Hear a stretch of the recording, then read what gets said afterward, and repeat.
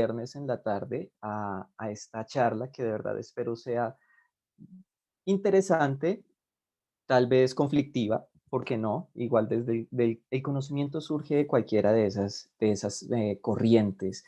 Entonces, que sea un espacio para aprender todos, porque yo también aprendo de ustedes y por supuesto que confío en que en el momento de las preguntas ustedes hagan las que consideren, las que quieren, las que quieran y obviamente, tal como lo dijo Nicolás, las que podamos contestar. ¿M? Este tipo de espacios siempre tienen una particularidad y es que uno termina escudado detrás del apagado de la cámara, ¿no? Es algo bien curioso.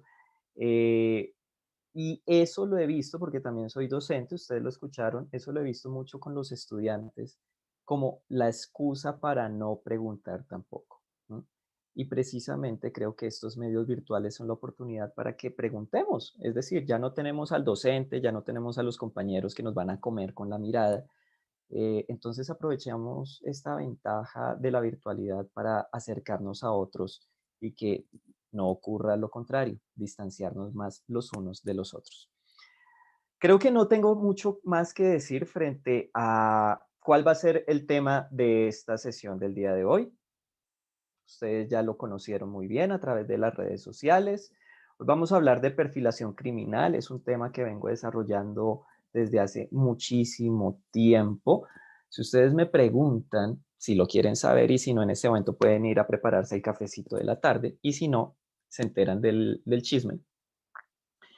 Yo vengo trabajando el tema de la perfilación criminal desde el año 2002, época en la cual yo era estudiante de criminalística y estaba pensando en qué hacer como monografía de grado.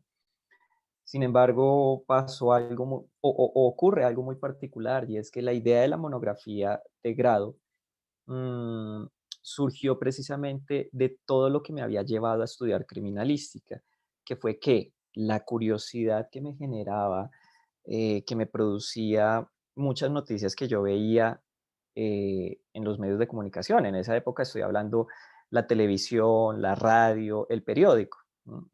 Soy del siglo pasado, por lo tanto no tengo cuando era pequeño no tenía acceso a internet como muchos de ustedes sí empezaron a tenerlo.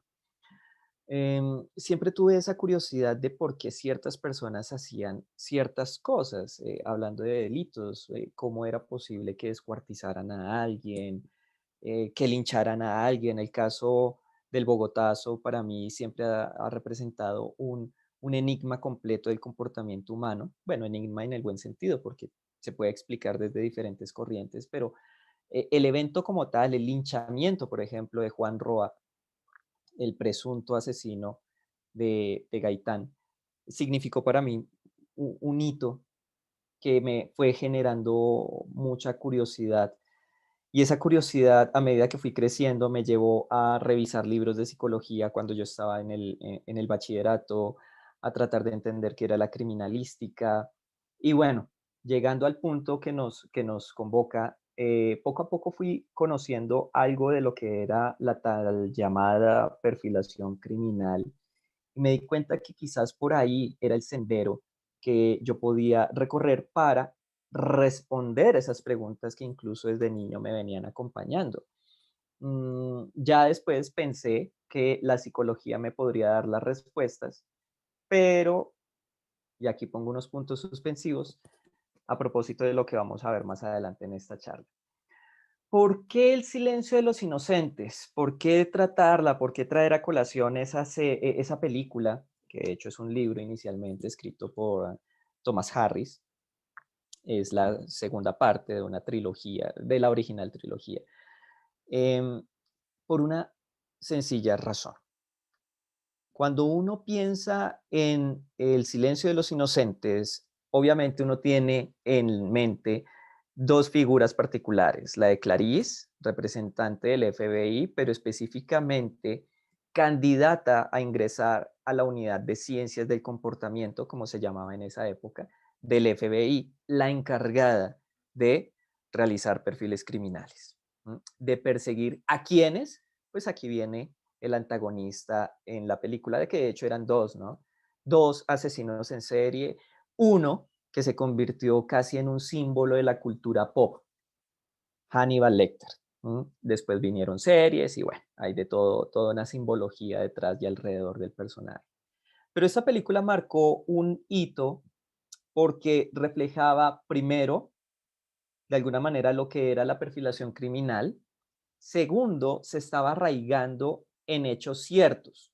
Hechos ciertos como cuáles: que existe una unidad en un cuerpo organizado, en un cuerpo oficial en Estados Unidos encargado de, entre otras cosas, perseguir asesinos en serie, que está en Cuántico. De hecho, las escenas al inicio de la película son realmente en la escuela, en la universidad del FBI, Cuántico en Virginia, que existen asesinos en serie, solo que la forma en que presentaron a Hannibal Lecter distorsionó muchísimo la imagen que se tiene de los asesinos en serie, pero al presentarlo mostraba un hecho cierto.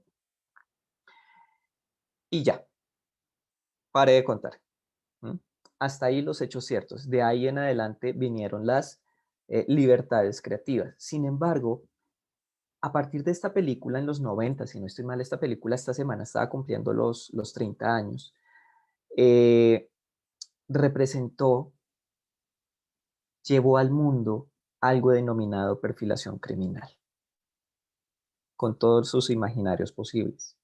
Más recientemente, en la década del 2000, y más accesible al público, fue la serie Criminal Minds. Muchos la hemos visto. Yo, de hecho, fui un seguidor durante 3, 4 temporadas por mucho, ya de ahí en adelante me aburrió. Pero básicamente es la misma fórmula, ¿sí? Es la misma fórmula del Silencio de los Inocentes, con un pequeño cambio. ¿Mm? Aquí se le estaba dando mucha más relevancia a conceptos psicológicos, a conceptos estadísticos, a conceptos criminológicos, a la propia criminalística. ¿Mm? Y esto es fundamental por lo que vamos a ver en un momento. Claramente, Criminal Minds es un producto más de consumo para el entretenimiento. Por lo tanto, ni El Silencio de los Inocentes ni Criminal Minds son fuentes confiables para empezar a conformar una idea real, un concepto de lo que es la perfilación criminal, pero digamos que nos van acercando, nos van poniendo en bandeja elementos que son muy importantes y que a veces no se tienen muy presentes. Más recientemente, gracias al streaming, tenemos, o tuvimos más bien porque se canceló, la serie Mindhunter, que tiene una particularidad. Esta serie está basada en las memorias de uno de los perfiladores del FBI que fue fundamental en sus primeras épocas. De hecho, el libro en el que está basado, homónimo a la serie Mindhunter, Cazador de Mentes, mm, este autor, John Douglas, fue supuestamente el referente para la construcción de uno de los personajes en El Silencio de los Inocentes. Era el personaje de Jack Crawford, que era el supervisor de Clarice. Esta serie en particular tiene una característica especial. ¿Mm? Y es que, claro, tiene asesinos en serie, vuelve con la misma fórmula, solo que al estar basada en una biografía de un perfilador real, tiene la particularidad de contar, obviamente, con, repito, libertades creativas y cambiando ciertos nombres. Eso es por rencillas internas dentro de la entidad y dentro de los perfiladores. Em, Contar cómo fue los inicios de lo que en El Silencio de los Inocentes se llamaba la Unidad de Ciencias de Comportamiento y más recientemente en Criminal Minds, Unidad de Análisis de la Conducta, porque ese es el nombre actual de ese grupo. ¿Mm? Ahora bien, ¿qué sacamos de esta mezcolanza de series, de productos del entretenimiento? Que hay unas personas que persiguen asesinos en serie, que aplican algo que se llama perfilación criminal, que parece que el FBI es el único que hace eso en el mundo y que son los perfiladores los que salen corriendo a capturar a los delincuentes, porque eso nos lo mostró todas las series e incluso algunos libros. ¿M? Pero realmente, ¿qué es la perfilación criminal? La perfilación criminal, como ustedes ven acá, primero es una técnica, porque hay una serie de procedimientos para realizar ¿qué? Análisis. Pero análisis específicamente ¿de qué? De información. Cuando digo análisis de información, estoy hablando que un perfilador se sienta y empieza a revisar las fotos que se tomaron en la escena del crimen. Vamos a utilizar esa expresión, ¿listo? Aunque en Colombia legalmente la expresión es el lugar de los hechos. Pero vamos a hablar de la escena del crimen, que es un poquito más popular y más reconocible por todos. Las fotos que le toman a la víctima, las fotos que toman de las evidencias, todo lo que ustedes han visto en series de televisión, más o menos que hagan de cuenta todo lo que hace CSI, todo el procesamiento de la escena, eso un perfilador se sienta y lo empieza a estudiar. Las fotos, qué hay en esas fotos, eh, los planos, porque de una escena se toma planos para establecer las medidas, las dimensiones, las distancias entre las evidencias que se encontraron. Obviamente hay una descripción del lugar de la escena, entonces uno tiene que leer todo ese tipo de información. Uno debe conocer qué evidencias fueron las que se recolectaron para entender qué, la segunda parte. Y es que muchas de las evidencias se procesan después en un laboratorio. ¿Mm? Es lo que hablamos ya, el trabajo forense de un laboratorio. Entonces, si recolectaron un arma, habrá un estudio balístico que nos diga si el arma funciona o no. Si recolectaron proyectiles, nos dirán desde el laboratorio qué tipo, qué calibre, ¿m? Qué características tiene para posiblemente más adelante con otras técnicas lograr una identificación de esa arma y el propietario. Particularmente con el cuerpo es una evidencia que llega en nuestro país a medicina legal. Medicina legal procede a una serie de exámenes. El principal es la necropsia, cuando hablamos de un homicidio, que es el examen completo del cuerpo para identificar qué lesiones hay, dónde están las lesiones, cuántas lesiones hay, cuántas fueron perimortem, es decir, justo cuando estaba muriendo, cuáles fueron postmortem, es decir, después de que la persona falleció. Uno también analiza las entrevistas, qué es lo que dijeron las personas, los testigos, posiblemente en algún caso un interrogatorio que se le toma a los sospechosos. Lo que uno hace como perfilador es coger toda esa cantidad de información y analizarla, entender qué es lo que hay, qué es lo que me está diciendo, qué espacios en blanco hay, ¿m? Que sea necesario más adelante rellenar. Pero a lo que voy acá es que, a diferencia de lo que sucede o de lo que nos muestran algunas series y las películas, el trabajo del perfilador no es en la calle. El trabajo del perfilador realmente es en una oficina, ¿sí? Eh, y no es tan glamoroso como montarse en un jet o subirse a las camionetas de alta gama como muestran en Criminal Minds, sino quedarse leyendo un expediente que puede ser tan extenso como 20 páginas, 10 páginas incluso, 5 hojas, como 23 cuadernos. Cada cuaderno compuesto por unas 500 hojas, ¿sí? Ese es el trabajo de los perfiladores, analizar, procesar toda esa información. ¿Para qué? Y aquí quisiera hacer un énfasis sobre todo en esta palabra acá que dice investigación criminal. La perfilación, cómo se concibió desde un principio, cómo se fue desarrollando, es una práctica para la investigación criminal. La perfilación criminal, como se las estoy describiendo y más o menos como la narran en estas series que son referentes y por eso me anclo a ellas para enlazarme con lo que ustedes tienen en sus cabezas, con las imágenes que han guardado, no es generar teorías, no, en la práctica no es generar teorías, no es construir tipologías, es capturar ayudar a la captura de los delincuentes, aunque en ese proceso puedan suceder algunas variantes como les mostraré más adelante. ¿Listo? Entonces, eso es súper importante que lo tengan presente, ¿sí? Cuando yo reviso esta información, no es para hacer un informe académico con marco teórico ni nada por el estilo de los violadores en serie. No.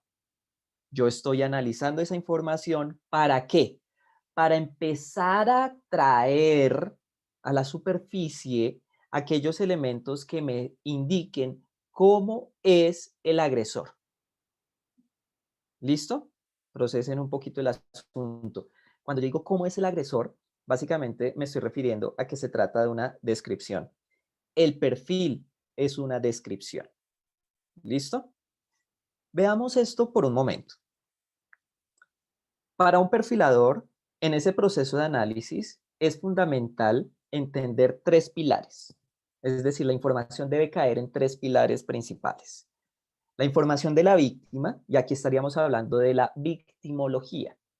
Pero aquí yo quiero que ustedes entiendan, porque a veces sucede que cuando se habla de victimología uno piensa en Meldenson, en Jiménez de Ursúa, ¿sí? Que fueron victimólogos y plantearon su clasificación de la víctima provocativa, de la víctima inocente, de la víctima yo no sé qué. Aquí nosotros como perfiladores no analizamos ese tipo de información, o sea, no nos interesa saber si era una víctima provocadora, no nos interesa meterla en la clasificación de si era una víctima inocente o descuidada o lo que sea. No, a nosotros no nos interesa clasificar a la víctima porque realmente esas clasificaciones no nos dicen absolutamente nada y no le van a ayudar en absoluto a la captura del agresor. ¿Mm? Nosotros lo que tratamos de identificar en toda la información es cómo era la persona. Es decir, cuando uno hace un perfil de un agresor, necesariamente tiene que hacer el perfil de la víctima. Yo siempre he dicho y lo vengo diciendo desde hace años, que víctima y victimario son las dos caras de una misma moneda y ninguno puede existir sin el otro, ¿sí? Desde un punto de vista, si se quiere, filosófico, yo no puedo concebir una víctima sin que haya un agresor y no puedo concebir un agresor sin que haya habido una víctima. Y ojo que hoy en día la victimología no habla solo de personas, también habla de propiedades como víctimas. ¿Mm? Y más recientemente, que me parece fabuloso, y de pronto también le suena interesante al profe Juan Carlos, que por ahí anda, y es los animales como víctimas. ¿Mm? Pero de eso vamos a hablar un poquito más adelante. El asunto es que aquí, esta victimología forense que nosotros trabajamos pretende construir una biografía de nuestra víctima y entender cómo era. ¿Para qué? Para entender también cuál fue, de alguna manera, si me permiten la expresión, el proceso mental a través del cual el agresor decidió que fuera esa su víctima y no otra persona. ¿Mm? ¿Eso qué implica?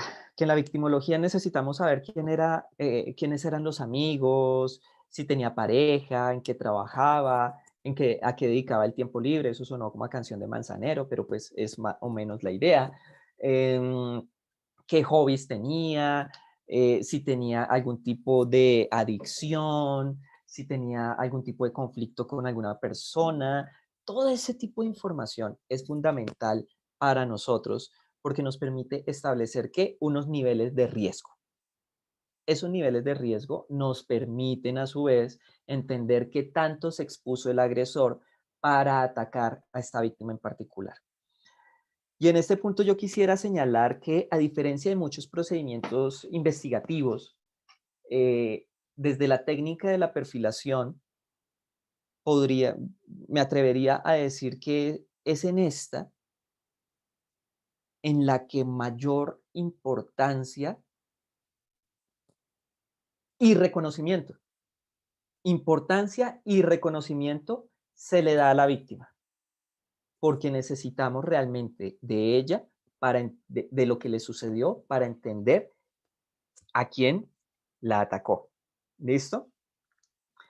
El otro elemento fundamental, ya se los mencioné, no voy a extenderme demasiado en el asunto, tiene que ver con la escena, ¿sí? ¿Qué tipo de escena es? Si fue un lugar abierto, es decir, en la calle, un parque, un potrero, si fue en un lugar cerrado, un local comercial, un apartamento, de quién era el apartamento, por supuesto, en un garaje, en un parqueadero, donde se encontró, si hay varias escenas, ¿sí? No es lo mismo el lugar donde, por ejemplo, una víctima de violación fue abordada por su agresor, no es lo mismo ese lugar a el lugar a donde la llevó el agresor para atacarla. ¿M? Por alguna razón se seleccionó este primer lugar como el abordaje y por alguna razón se seleccionó el otro lugar para el ataque. Y todo eso es lo que nosotros los perfiladores debemos tener presente. ¿M? Si se utilizó algún vehículo, el vehículo en sí mismo ya es una escena. Y quisiera señalar hoy en día, pues con este tema de la virtualidad, hay una particularidad y es que los delitos informáticos aún han aumentado, sobre todo las estafas, pero eso no significa que los delitos sexuales se hayan quedado atrás. Y estoy hablando particularmente del acoso y del grooming. ¿M? Por lo tanto, en este caso, ustedes dirán, bueno, ¿y la escena cuál es? La escena se denomina virtual y comprende, por ejemplo, todas las comunicaciones que se han tenido, por ejemplo, por teléfonos, por medio de WhatsApp, por el Messenger de Facebook, por los mensajes internos de Instagram. En algunos casos incluso ha habido irrupciones de agresores sexuales a través de estas plataformas cuando los chicos están en clase. Entonces logra vulnerar las defensas de la plataforma, el agresor, y empieza a hablar con los niños, empieza a extraer información y demás. Entonces aquí también hay escenas virtuales y estos agresores también son susceptibles de ser perfilados, ¿listo? Y el tercer pilar, por supuesto, es el agresor. ¿M? Pero aquí, si bien es cierto, lo tenemos presente, el agresor es una inferencia del procesamiento de información de los dos anteriores, tanto de la víctima como de la escena. Y es que quizás para que ustedes me sigan mejor en este proceso de qué es perfilación, yo quisiera decirles que es básicamente esto. Nosotros los perfiladores no hacemos perfiles del agresor cuando lo conocemos, que eso es lo que suele pasar mucho en los medios de comunicación, que se habla de que el perfil de Pablo Escobar, el perfil de Rafael Noguera, que fue el agresor de la menor Juliana Zamboni hace unos cuantos años aquí en Bogotá, el perfil de yo no sé quién, el perfil de Hitler. No, recuerden que aquí estamos hablando de que nosotros estamos ayudándole a los investigadores a capturar a un delincuente. ¿M? Pero este delincuente tiene la particularidad de que no sabemos quién es. Es decir, nosotros vamos a hablar del ausente, por utilizar una expresión muy nuestra en Colombia. ¿Y con base en qué vamos a hablar de este agresor que no conocemos? De su reflejo. ¿Y dónde está el reflejo de este agresor? En las huellas que dejó tanto en la víctima como en la escena. Es a partir de ese reflejo, de esas trazas de su comportamiento, que nosotros empezamos a identificar cómo es este individuo. Y quisiera señalarles lo siguiente, mira, y esto es un pilar fundamental en la perfilación criminal, y hay que tenerlo muy, muy presente. Si ustedes quieren entender cómo funciona la perfilación, lo primero que deben tener claro es que todos nosotros, todos, tenemos una forma de ser. Entre psicólogos eso suena algo bastante obvio, pero resulta que muchas veces lo pasamos por alto en las cosas más obvias. Y pese a eso, nos basamos en ello para funcionar en ciertos escenarios sociales o para tener ciertas interacciones. Ya voy desarrollando la idea. Todos tenemos una forma de ser, pero también todos tenemos una forma de hacer las cosas. El ejemplo que yo siempre suelo utilizar es el arroz. La preparación del arroz, en teoría, debe ser muy sencilla, ¿sí? 2 de agua por 1 de arroz es la fórmula infalible. Mm, y que la sal, y que el aceite, que debe haber ese fogón y fuego, y obviamente el arroz, y el agua, y el aceite. pero resulta que no todos lo hacen igual. Habrá personas que deciden añadirle ajo, decidirán añadirle cebolla, hay quienes prefieren picarle zanahoria y alberja, hay otros que deciden echarle color para que el arroz no quede pálido. En fin, hay quienes en la universidad, por ejemplo, cuando hacen sus presentaciones, adoran hacerlas en Prezi. Hay otros que deciden porque adoran el PowerPoint, y entonces habrá quienes le ponen muchos videos, habrá quienes le meten todo el texto de las fotocopias, ¿sí? A la diapositiva. Entonces, básicamente uno o lee la fotocopia o lee la diapositiva, pero no hay pierde, el texto es el mismo. Y le pone mucho azul o mucho rosa o mucho amarillo o mucho verde porque le gustan los colores. Y resulta que desde esas pequeñas cosas estamos hablando de qué es lo que nos gusta a nosotros y cómo somos. La forma en que ustedes se visten, la forma en que hablan, la forma incluso como escriben, ¿m? Las cosas que tienen ustedes en sus maletines, en sus escritorios, a propósito de los que están viendo esta charla desde sus casas y están como en el estudio o en su habitación, lo que tienen en sus cartucheras, la forma en que ustedes guardan su ropa, si la doblan, si hacen bolas y la guardan, si la organizan por color, si la organizan por uso, si la organizan por material, no sé, pues hay gente para todo, pero en fin, ¿quién soy yo para criticarlos? Yo las organizo por uso. El asunto, el asunto es que todo lo que nosotros hacemos deja huella y a nuestro alrededor hay múltiples huellas de cómo somos nosotros. Los perfiladores, precisamente, buscamos esas huellas para saber cómo es nuestro delincuente. No quién, sino cómo es nuestro delincuente. Básicamente nosotros hacemos esto. Montamos un rompecabezas o armamos un rompecabezas a través de esas trazas, utilizando esas trazas de comportamiento que quedan en la escena, en la víctima, a las cuales nosotros llamamos evidencia conductual. ¿Ok?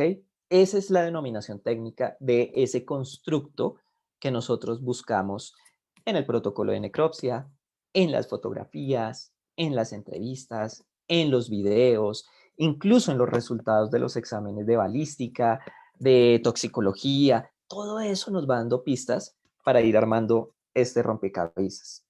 Les quiero enfatizar que un perfilador no va a decir el agresor es Edwin Olaya. No. De hecho, cuando hay sospechosos, lo más ético es que el perfilador no pida información de ese sospechoso, sino que su trabajo lo sustente en el análisis de la información eh, más pura posible. Es decir, la información de la escena, la información de laboratorio, la información investigativa que se obtenga por entrevistas y demás. ¿Listo? ¿Qué es lo que va a decir realmente el perfilador en un perfil? Va a salir con cosas como el asesino debe ser un hombre con fortaleza física y gran frialdad y audacia. Pues digamos que este perfil es un poco atípico por una sencilla razón. Este perfil tiene en este momento más de 100 años de existencia. Bueno, y es un perfil corto, ¿no? Porque no podía poner acá el texto, además que es muy extenso, pero los invito a que lo busquen, se encuentra en internet, es bastante interesante. Y es que esta descripción del agresor corresponde a la realizada por un médico, el doctor Thomas Bond, quien fue el encargado en 1888 de realizar la autopsia, la necropsia, de 3 de las víctimas de Jack el Destripador. Jack el Destripador no es un invento de Hollywood, no es un invento como Freddy Krueger o Jason Burgess, o no, nada de eso. Fue un asesino en serie de la vida real. Típicamente se le adjudican 5 víctimas, aunque más recientemente se ha reconocido una sexta. ¿M?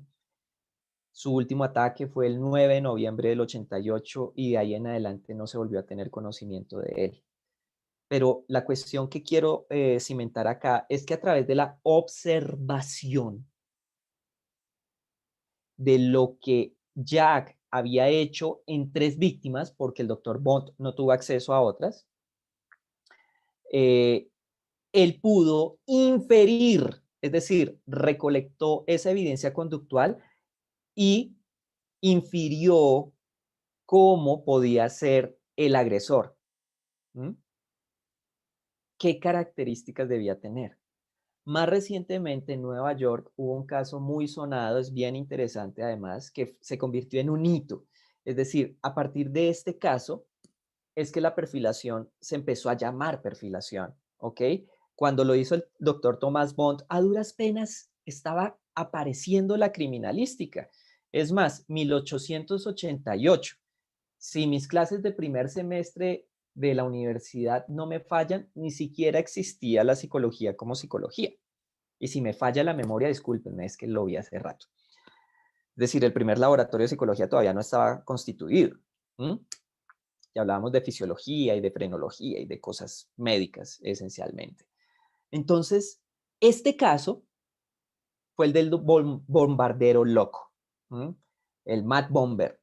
Y en este caso en particular fue un sujeto que durante más de 10 años estuvo poniendo bombas en Estados Unidos, en Nueva York, y la policía no lograba dar con el tipo.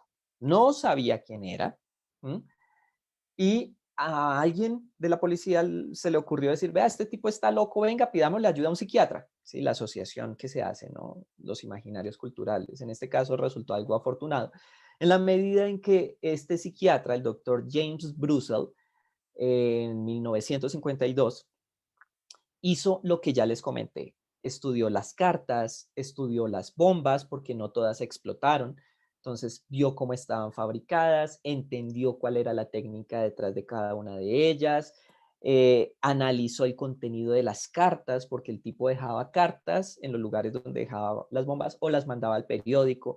Y a partir de eso empezó a dilucidar una descripción, si un hombre soltero entre 30 y 50 años, introvertido, asocial, pero no antisocial, posiblemente con rasgos paranoides. Y bueno, el asunto con ese perfil en particular es que cuando eh, se le entrega a las autoridades y cuando se hace público, hubo personas que dijeron, oiga, este se parece a George Metesky. Y bueno, no voy acá a entrar con muchos detalles de la historia, los invito a que la busquen, está en internet. Y de hecho un capítulo de Criminal Minds se basó en esa historia. Em, el caso es que la policía empezó a rastrear ese sospechoso que se parecía al perfil y curiosamente cuando tocan a la puerta, el agresor abre, ¿sí? Cuando ve a los policías frente a su puerta, dice, yo sabía que ustedes iban a venir por mí, yo soy el bombardero loco. Y ahí se le da captura y ahí ocurre algo muy particular que se los dejo solo para que lo curioseen y tiene que ver con lo que había predicho el doctor Brussel frente a que el día que lo capturen, este bombardero va a vestir un vestido de 3 piezas totalmente abotonado. Ahí les dejo para que lo ubiquen, para que miren a ver qué fue lo que pasó con el bombardero y su ropa el día que lo capturaron. Y más recientemente, en la década de los 70, un asesino en serie, el vampiro de Sacramento, mató a varias personas y se le denominó el vampiro de Sacramento por la particularidad de que se bebía la sangre de sus víctimas y además pues hacía otras cosas con los cuerpos. Este caso ha estado múltiplemente documentado en series, en docuseries, en fin. Pero cuando este agresor estaba atacando, esta fue parte de la descripción que se hizo, parte de su perfil. Se afirmó que era desempleado, que percibía algún subsidio por discapacidad y eso precisamente porque se infería una enfermedad mental en este agresor. Lo que quiero señalar con todo esto es que un perfil, si ustedes se dan cuenta, el perfil no se queda en descripciones psicológicas. El perfil comprende, obviamente, con base en la información que nos dé la víctima y que nos dé la escena, comprende múltiples áreas de su vida. Si tiene antecedentes delincuenciales, si tiene algún tipo de rasgos de personalidad, si tiene algún tipo de enfermedad mental, qué tan lejos o cerca vivía de las escenas o de la escena, cuál era su conocimiento con la víctima, si era diestro, si era zurdo, si tiene alguna discapacidad, no sé, alguna alteración física como cojera o algo así por el estilo, em, si trabajó solo o pudo estar acompañado, si volverá a atacar o no. Es decir, el perfil es muy amplio porque realmente lo requiere, porque estamos hablando de tratar de capturar a una persona. Hasta el momento les he contado todo lo que ha pasado por fuera de Colombia, pero resulta que la perfilación va mucho más allá del FBI. Y a principios de la década del 2000, aquí en Colombia, sucedió algo muy particular y atípico, siendo Colombia como es Colombia, y es que se produjo la unión de varias entidades del Estado. Hubo funcionarios del CTI de la Fiscalía, de la SIJIN de la Policía Nacional, en ese momento del DAS, ¿no? Del Departamento Administrativo de Seguridad, y hubo peritos de medicina legal quienes fueron convocados para constituir lo que en ese momento se llamó la Unidad Especial de Comportamiento Criminal, la cual con el amparo y con el auspicio de la Embajada de Estados Unidos conformó el primer grupo oficial de perfiladores en Colombia. Hoy en día, debido a ciertos movimientos administrativos y bueno, en fin, la Fiscalía tiene un grupo. Bueno, tiene 2 grupos, de hecho, y la DIJÍN tiene un grupo que, si no estoy mal, se llama Grupo de Ciencias del Comportamiento y Perfilación Criminal, o al revés, Grupo de Perfilación Criminal y Ciencias del Comportamiento. Em, y es desde los inicios de la década del 2000 que se ha venido aplicando la técnica de la perfilación criminal en Colombia en multiplicidad de delitos. En muchísimos casos se ha aplicado y uno de ellos que ha sonado mucho, o bueno, sonó en su momento, es el de el monstruo de la soga. Este caso es el de una serie de homicidios cometidos por Luis Gregorio Ramírez Maestre, homicidios que fueron cometidos en varios municipios y ciudades de Colombia. Hubo unos municipios en la zona de Barranca Bermeja, hubo unos en el Magdalena, hubo otros en Sincelejo, si no estoy mal, otros en Medellín. Y es como tal un asesino en serie atípico, porque tal como pueden tal vez un poco apreciar en las imágenes, en esta imagen que de hecho es de la revista Semana, de una entrevista que le hicieron a Gregorio, de hecho la encuentran en YouTube. Este agresor, a diferencia de lo que uno típicamente encuentra en las películas, que es el asesino en serie que apuñala, que dispara, que descuartiza, bueno, de alguna manera algo muy garabito, por decirlo de alguna manera, y por traer un ejemplo de nuestro territorio. Él no los apuñalaba ni les disparaba, él sencillamente lograba someterlos en una zona boscosa a las afueras de la ciudad de Barranca Bermeja o de las otras ciudades, y con un complejo sistema de nudos, básicamente se configuraban unas poleas entre esas cuerdas, entre esos nudos, a tal punto que era la propia víctima por cansancio que terminaba estrangulándose, era una muerte por estrangulamiento. ¿M? Para este caso en particular, los 2 equipos, tanto de la fiscalía como de la policía, fueron convocados no de manera simultánea, sino secuenciada. Los primeros que participaron fueron los perfiladores de la fiscalía, quienes revisaron lo de Barranca Bermeja y a partir de esa revisión hicieron un perfil y emitieron algunas sugerencias investigativas para capturarlo. El fiscal ya tenía algunas actividades adelantadas y eso favoreció la captura de este agresor. Y tiempo después fueron los perfiladores de la DIJÍN los que fueron solicitados para apoyar a la fiscalía durante el proceso de juzgamiento de Luis Gregorio em, por varios juicios que tuvo. Él todavía está siendo investigado y lleva varias audiencias encima por la muerte de lo que hasta el momento no es una cifra exacta, pero los estimados están en alrededor de 40 víctimas, todos hombres, mototaxistas por excelencia, en un periodo de tiempo que todavía no está definido. ¿Ok? Ahora, teniendo en cuenta todo esto, quisiera que entendieran ustedes que los perfiles o la perfilación criminal va mucho más allá de los asesinos en serie, porque no quisiera tampoco que quedara esa idea. Nosotros, además del caso de Luis Gregorio, que es un asesino en serie, también hemos tenido la oportunidad de trabajar en delitos sexuales, seriales y casos únicos, ya sea de asalto o de abuso, en homicidios, incluidos, incluidos aquellos que han sido catalogados y que esta semana han tenido nuevamente un nombre, como falsos positivos. ¿Mm? Nosotros hemos actuado como analistas de estos casos, no para describir a los soldados, no, sino para analizar las evidencias, entendiendo que es parte del proceso de la perfilación. Es decir, que nosotros no nos vamos hasta el final a hacer la descripción, sino que nos quedamos al principio cuando procesamos y estudiamos la información de la escena. ¿Listo? Casos de estafas que de por sí tienen un componente serial. Hace un tiempo tuvimos la oportunidad de adelantar una investigación sobre las agresiones con agentes químicos en Colombia para establecer modus operandi, características de los y las agresoras, motivaciones, porque pues hasta que te hicieron trampa en el parqués, fue la motivación o fue la situación que generó una agresión con agente químico. O sea, no, todo no es violencia de género, ¿ok? Hemos trabajado en casos de desapariciones forzadas, de maltrato animal, entendiendo que la víctima es obviamente la mascota, pero su nivel de riesgo, ¿sí? sus factores de vulneración vienen por el contexto en el que esté. Entonces hay que analizar quiénes son sus dueños, cómo lo están cuidando, atención médica y demás.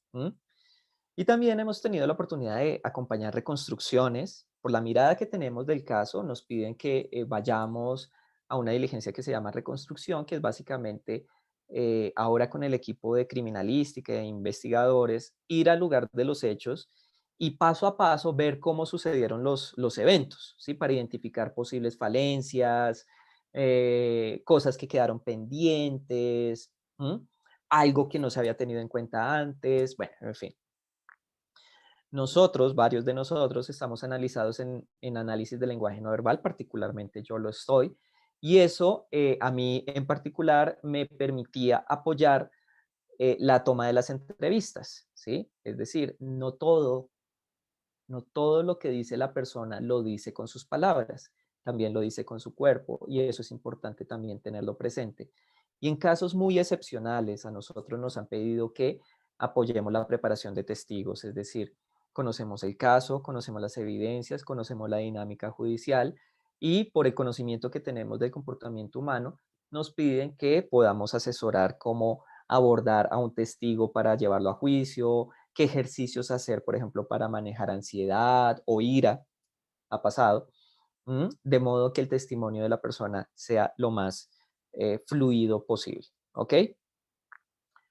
Aquí hay un gran panorama, ¿sí? Y yo sé que me estoy pasando de tiempo, pero esto lo voy a sacar súper rápido, ¿sí? Y me voy a tomar un poquito la libertad sobre esta plataforma. Nicolás, no me condenes. Yo sé que es nuestra primera vez, pero esto va a salir bien. Quiero hacerles una pregunta a todos los que nos están acompañando con todo respeto y con todo cariño. Si quieren la pueden contestar en el chat, no sé, como mejor consideren. Y es esta. ¿Es la perfilación criminal un producto de la psicología?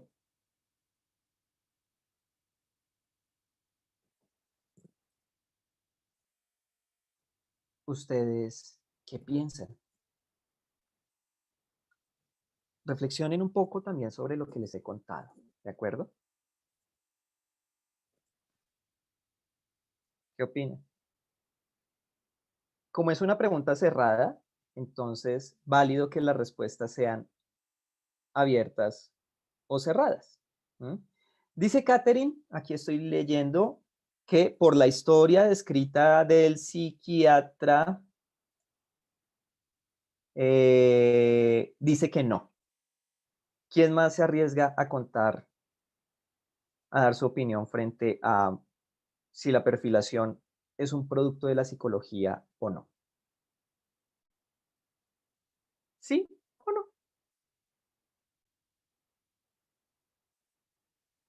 Joan Torres dice sí.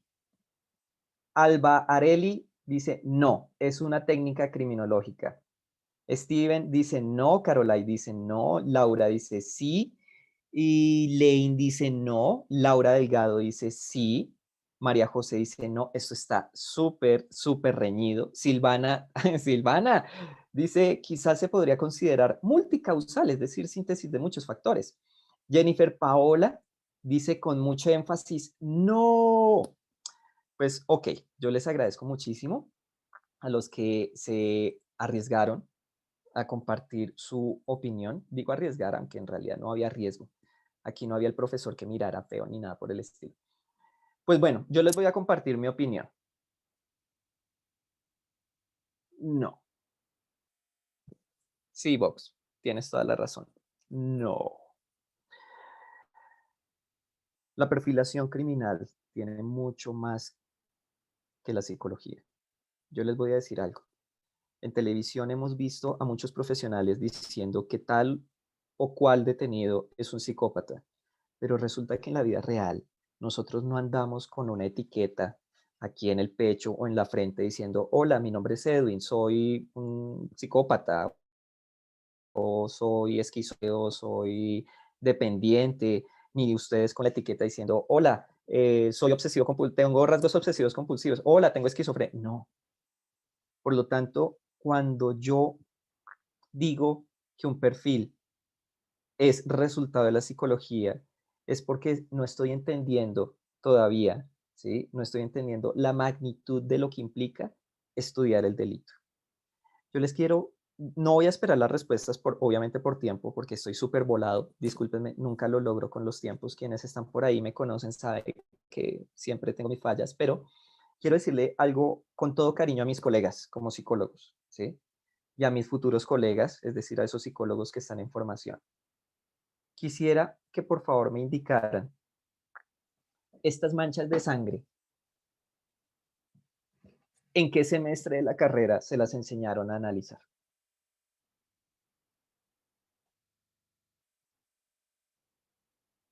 ¿Mm? ¿En qué semestre? Lo pregunto porque si decimos que la perfilación es un producto de la psicología y partiendo de lo que les he mencionado, que uno analiza absolutamente nada, todo, perdón, nada en el programa, al menos en el mío, no sé si de pronto ustedes son más favorecidos, pero en mi formación nunca me enseñaron a analizar manchas de sangre, en mi formación como psicólogo. Y resulta que esas manchas de sangre a mí me están contando una historia, su forma, la cantidad,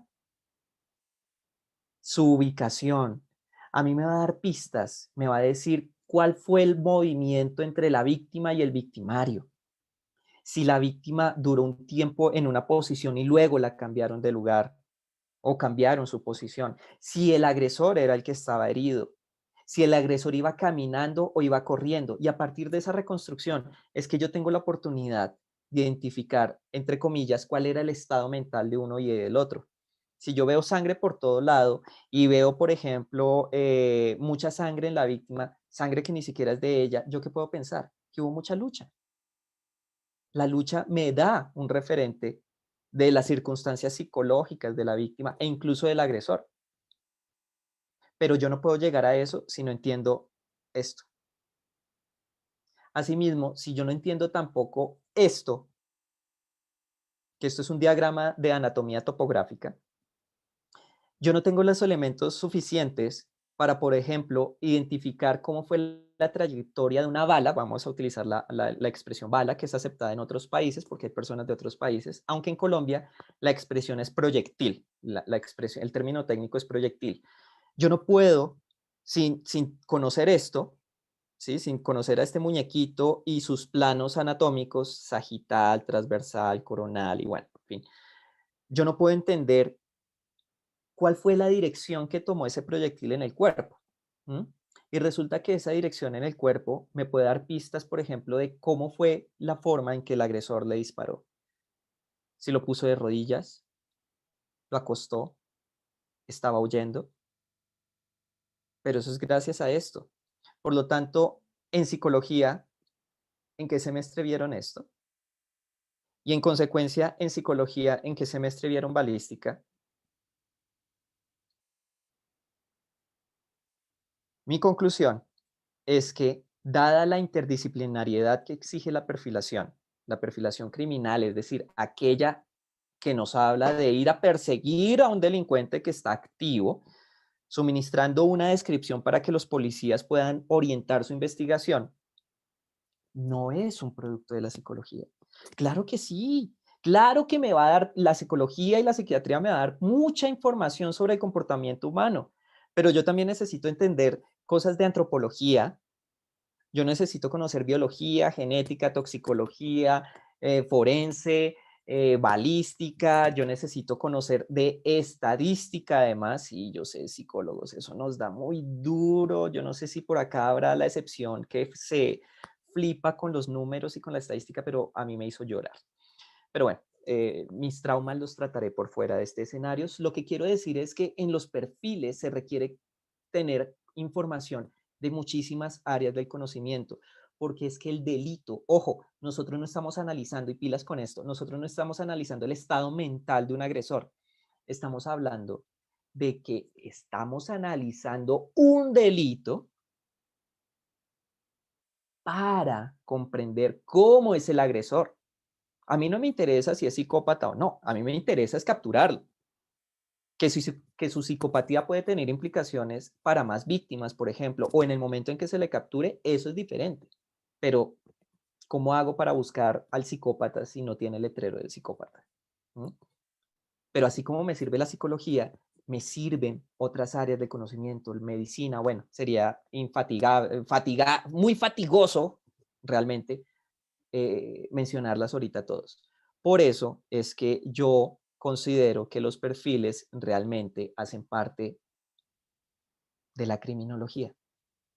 Y es que la criminología, sobre todo la criminología forense, pero la criminología se alimenta al ser una ciencia interdisciplinar, multidisciplinar, de los saberes de muchísimas áreas del conocimiento, hasta las matemáticas, la geografía, la estadística y muchas otras, para entender realmente cómo ocurrieron los hechos. ¿Mm? Por eso es importante que ustedes entiendan, y lo digo desde la práctica, y siendo psicólogo, ¿no? Les puedo decir que los perfiles, cuando uno los ve solo desde la psicología, créanme que termina dejando más de la mitad de la información por fuera. Así que bueno, yo sé que quizás habrán muchas más preguntas. No sé, Nicolás, si nos podemos extender unos minuticos más o no sé qué nos digan desde las altas esferas que nos están acompañando, porque obviamente me pasé, pero sí quería enfatizar mucho este último aspecto. Psicólogos, nosotros podemos hacer perfiles, pero hay médicos que hacen perfiles, hay abogados que hacen perfiles, hay antropólogos que hacen perfiles, hay criminalísticos que hacen perfiles. Es decir, la perfilación no es un bastión de propiedad de la psicología. Y eso lo hace mucho más interesante, a mi parecer. Entonces, bueno, con esto quisiera dejar esta charla, esta conferencia y bueno, estoy abierto a sus comentarios, preguntas, quejas, reclamos, sugerencias. Muchas gracias por la presentación, psicólogo Edwin. Ahora vamos a abrir un espacio para que hagan preguntas exclusivamente por el chat, recuerden. Entonces, muchas gracias. Bueno, por acá Silvana dice que nunca, al menos en mi facultad, Silvana es psicóloga, entonces nunca le enseñaron sobre manchas de sangre. Nicolás, ya que tú pues ya caíste y tienes la cámara habilitada, Nicolás, a ti te dan, cuando viste el pensum, viste técnicas criminalísticas, análisis de manchas de sangre, balística, medicina legal y cosas así por el estilo. La verdad que para nada no, no lo vi el pensum ahí. Ok, sí, no, yo, sí, pues, solo para dejar sentado un punto, ¿no? Catherine dice que hubo una clase de contextualización de jurídica enfocada a los abogados, pero no hace parte del pensum. Claro, ese es el tema. Y es que una cosa es entender el derecho, porque eso es fundamental y de hecho creo que es una falencia en las facultades que no se enfatiza el tema legal, teniendo en cuenta las consecuencias legales de una mala praxis. Pero ciertamente una cosa es el derecho, otra cosa son las ciencias forenses, ¿sí? Las ciencias forenses son ciencias auxiliares, así como la psicología del derecho, pero eso es otra historia. Entonces, bueno, no sé, Nicolás, si habrá alguna pregunta, algún comentario, alguien que quiera participar.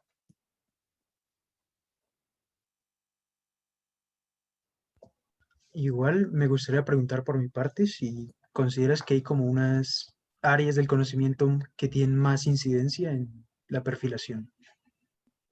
Sí, claro que sí. Definitivamente, y recojo lo que dije a lo último, es la criminología. ¿M? Es decir, tú no puedes entender un fenómeno social únicamente desde una mirada de lo psicológico o de la enfermedad mental, porque ese es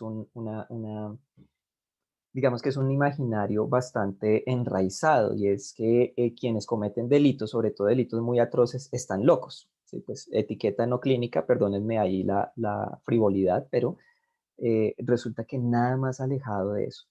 ¿Sí? Es decir, hay estudios, sobre todo en el caso de la esquizofrenia, hay un artículo maravilloso de Enrique Echeburúa que analiza la relación entre violencia y esquizofrenia, y claramente los índices son bajísimos, es decir, los actos de violencia que comete un paciente con esquizofrenia típicamente están dirigidos hacia su círculo más cercano, familia y demás, pues precisamente por la relación que tienen. Pero que vayan a cometer, por ejemplo, delitos seriales afuera, o que vayan a poner bombas, eh, no, no tiene sentido. Entonces, si me preguntas cuál sería el área de mayor influencia, definitivamente te tengo que decir que es la criminología. Entre otras cosas porque el delito también está determinado por los contextos sociales, ¿sí? Es decir, cómo está organizada la sociedad, cuáles son las normas que existen, cómo están incluso distribuidos los espacios. Los espacios también favorecen la comisión del delito, y así es como empieza a operar entonces en la mente de cada uno la idea de cometer un delito. Entonces es mucho más macro. ¿Listo? Entonces yo diría que es más la psicología. Dice Catherine, eh, espérame porque no la alcanzo a leer completo. Espérame que tengo que abrir acá. Listo, dice, ¿cómo hacer valer la perfilación criminal realizada por un psicólogo especialista versus un psiquiatra? Lo digo por una conversación con un abogado que me comentó que daba mayor peso un médico forense. ¿Si habrá diferencia significativa? Acá hay dos elementos. Acá hay dos elementos. Y es que tú tienes que mirar el contenido del perfil. Y segundo, necesariamente tienes que ver los antecedentes del perfilador. Me explico. Si lo que hace el perfilador es hablar de, por ejemplo, y lo digo con todo respeto porque he visto informes así, es que este agresor cometió la violación porque tiene, perdónenme, no es mi área, a mí no, o sea, la vi muy por encima, pero digamos que tiene un lazo perverso con su figura materna y tiene el tánatos y el eros y yo no sé qué, ¿sí? Perdón, o sea, lo digo con todo respeto, no manejo los conceptos, pero digamos que ese perfil en términos prácticos no me sirve, porque yo no le puedo decir al funcionario de la DIJÍN, de la SIJÍN, del CTI, venga hermano, vaya, búsquese un tipo, ¿sí? Que sea de mediana edad y que tenga problemas con su mamá, que tenga un trauma con su mamá. O sea, no resulta práctico. Piensen de alguna manera los que han visto Criminal Minds, bueno, aunque a veces ahí también se van de libertad creativa, pero a mí no me sirve porque es que yo no tengo esas características tatuadas en ningún lado, yo no las porto en un carnet ni nada, ¿sí? Entonces lo primero es evaluar el contenido, porque yo puedo psicologizar, y qué pena ese verbo inventado, pero yo puedo psicologizar a cualquier delincuente, y como estoy hablando desde la teoría, cualquier cosa va a pegar. Eso es como el horóscopo, ¿sí me siguen? O sea, yo puedo hablar generalidades, y cuando capturen al delincuente, pues como nunca fui específico, va a pegar. Entonces, primero, hay que revisar el contenido del perfil. Segundo, ¿quién es el perfilador?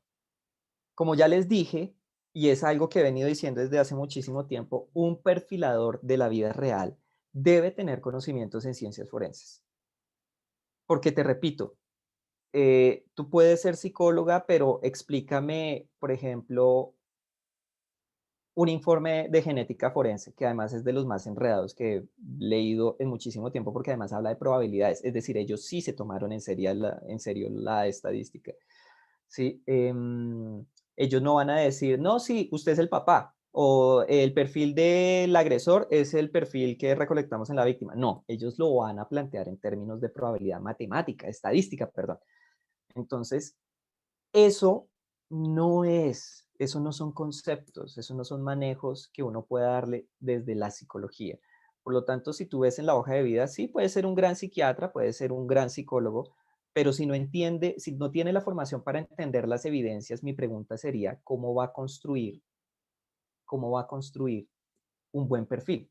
Entonces, para contestar tu pregunta, la diferencia significativa entre psicólogo y psiquiatra, que además es una vieja, entre comillas, rencilla, que porque uno es médico y el otro no, que porque uno puede medicar y el otro no, que porque uno está especializado y el otro no, creo que hoy en día está ya llamada a recogerse, precisamente porque la psicología ha alcanzado un grave desarrollo como ciencia y sobre todo en sus especialidades a tal punto que entendiendo problemáticas psicológicas como el resultado de situaciones multicausales, multifactoriales, es necesario que psicólogo y psiquiatra hagan parte de un equipo interdisciplinario que permitan manejar la situación.